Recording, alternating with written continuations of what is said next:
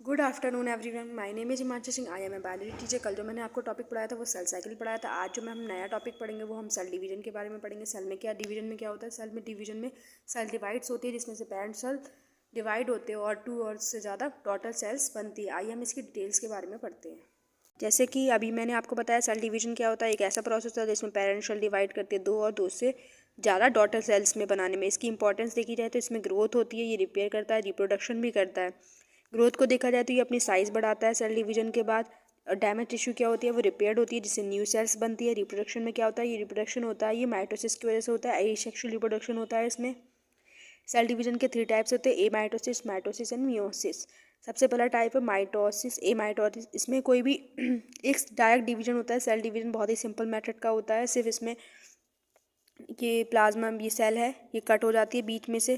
देखा आपने, ये कॉन्स्ट्रिक्ट हो जाती है, मतलब बीच में से कटने लगती है, इकट्ठी हो जाती है। फिर ये इससे ये बनता है, देन 2 डॉटर सेल्स बनती है अलग अलग।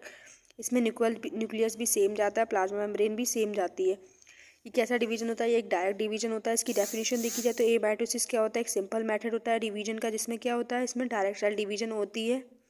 और इसकी डिस्कवरी की थी रीमैक ने 1849 में और 1855 में। और डिस्क्राइब किसने किया था, इसे फ्लेमिंग ने डिस्क्राइब किया था 1882 में। आगे देखा जाए तो इसके फीचर्स के बारे में, तो इसका डिफ्रेंशिएशन कैसा होता है, क्रोमोजोम कोई भी डिफ्रेंशिएशन नहीं होता, क्रोमोजोम और स्पिंडल में सेम ही रहते हैं। न्यूक्लियस क्या होता है, इलोंगेट्स करता है, मैंने अभी आपको बताया, ये लंबाई में बढ़ता है और कॉन्स्ट्रिक्ट करता है जिससे कि 2 डॉटर सेल्स बन जाती है। बीच में से ये कॉन्स्ट्रिक्ट होता है, सिकुड़न सा होता है जिससे कि 2 डॉटर सेल बनती है। इसमें साइटोकाइनेसिस कुछ भी नहीं होता है। साइटोकाइनेसिस मीन साइटोप्लाज्म का डिवीजन होता है। अनइक्वल डिवीजन समटाइम्स, ये बहुत ही इंपॉर्टेंट है। इसमें अनइक्वल डिवीजन होता है, कुछ बार कोई डिवीजन का पता नहीं होता कि वो कैसे इक्वल हो रहे हैं नहीं हो रहे हैं। इसकी ऑकरेंस देखा जाए तो ये मेटाबॉलिक सेल्स में होती है, जैसे कि पैरामीशियम में होती है, वर्टिब्रेट्स में होती है और सब एम्ब्रियोनिक सेल में भी होती है और डिसीज सेल में होती है। पैरामीशियम के कितनी न्यूक्लियस होती है, इसमें 2 न्यूक्लियस होते हैं, एक माइक्रो एंड मैक्रो न्यूक्लियस।